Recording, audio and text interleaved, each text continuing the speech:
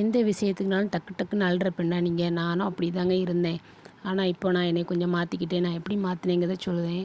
First நம்ம யாருக்காண்டியும் எதுக்காண்டியும் அழக்கூடாதுங்க. நானும் நிறையா விஷயத்தில் என்னையே அறியாமல் நான் ரொம்ப அழுதுருவேன். அதுக்கப்புறம் தான் யோசிப்பேன் உட்காந்து, நம்ம எதுக்கு இப்படி மற்றவங்க முன்னாடி அழுதோம் அப்படின்னு சொல்லிட்டு.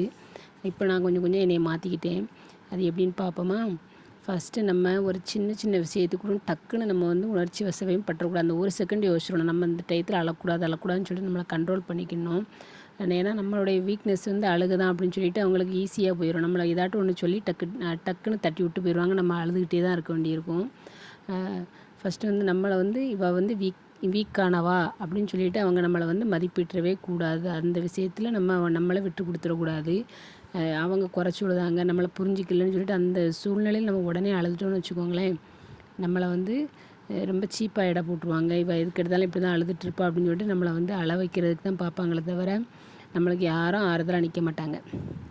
அப்புறம் எந்த சூழ்நிலையும் அந்த சூழ்நிலையை வந்து ஒரு செகண்ட் யோசிச்சிருங்க. இந்த இடத்துல நம்ம கண்ணீர் விடக்கூடாது அப்படின்னு நம்ம யோசிச்சோன்னு வச்சுக்கோங்களேன், இந்த சூழ்நிலையில் நம்ம எப்படி மாற்றி பேசலாம் அப்படின்னு சொல்லிட்டு ஒன்று முடிஞ்சால் பேசிட்டு வந்துடுங்க, இல்லைன்னா பேசாமல் தூரம் வந்துடுங்க.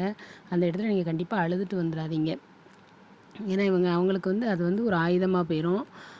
அப்புறம் ஃபஸ்ட்டு யாருடைய தயவுலையுமே நிற்காதீங்க. நிற்கணும்னு நினைக்கக்கூடாது. முடிஞ்ச அளவுக்கு பொருளாதார ரீதியாக இருந்தாலும் சரி தான், மனசு ரீதியாக இருந்தாலும், நம்ம முடிவு எடுக்கிறதா இருந்தாலும் மனக்குழப்பமாக இருக்குன்னு சொல்லிட்டு ஒருத்தர்கிட்ட போய் உட்காந்து அழுதுகிட்டு இருப்போம். அது அவங்களுக்கு நல்லா பொழுதுபோக்காக இருக்கும். அதனால் அதெல்லாம் நம்மளே உட்காந்து நம்ம வீட்டில் தனியாக அழுதுட்டாலும் பரவாயில்ல, யார் முன்னாடியும் நீங்கள் அழுது முடிவு எடுக்கணும்னு நீங்கள் நினச்சிடாதீங்க. அடுத்தவங்க முடிவு வந்து நமக்கு கரெக்டாக இருக்காது. எந்த முடிவாக இருந்தாலும் சரி, எந்த ஒரு இதாக இருந்தாலும் சூழ்நிலையாக இருந்தாலும் சொந்தமாக நீங்கள் எடுங்க, சொந்தமாக நெல்லுங்க. தன்னம்பிக்கையாக இருக்கிற பொண்ணை யாராலையுமே என்ன செய்ய முடியாது, அசைக்கவே முடியாது.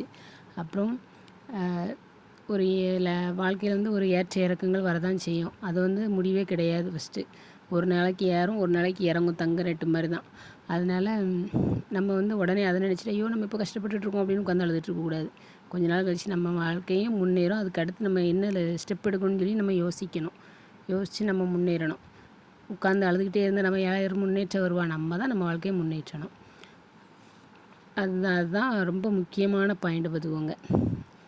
நம்ம வந்து கண்ணீர் சிந்துறது வந்து மற்றவங்களுக்கு வந்து ஒரு என்ஜாய்மெண்ட்டாக இருந்துடக்கூடாது. எதுக்கு எடுத்தாலும் இவள் இப்படி தான் அழுதுகிட்டே இருப்பா அப்படின்னு சொல்லி நம்மளை வந்து ஒரு ஜோக்கர் மாதிரி மாற்றிடுவாங்க. ஒரு பெரிய கூட்டமாக இருந்தாலும் சரி தான், நம்மளை ஏதாட்டும் சொல்லிடுவாங்க, நம்ம மட்டும் அழுதுகிட்ருப்போம், அவங்க சிரிச்சிக்கிட்டு இருப்பாங்க. அதனால் நான் நிறைய இடத்துல நான் அனுபவப்பட்டிருக்கேன். அதனால் நம்மளை ஒருத்தங்க காயப்படுத்தாங்க அப்படின்னா அந்த சூழ்நிலைக்கு முன்னாடி நிமிர்ந்து நின்று நமக்கு பேச தைரியம் இருந்தால் பேசணும். இல்லை அப்படின்னா டக்குன்னு அந்த இடத்த விட்டு நம்ம காலி பண்ணி தூரம் வந்துடணும். அந்த ஒரு செகண்ட் நம்ம யோசிக்கிறது தான்.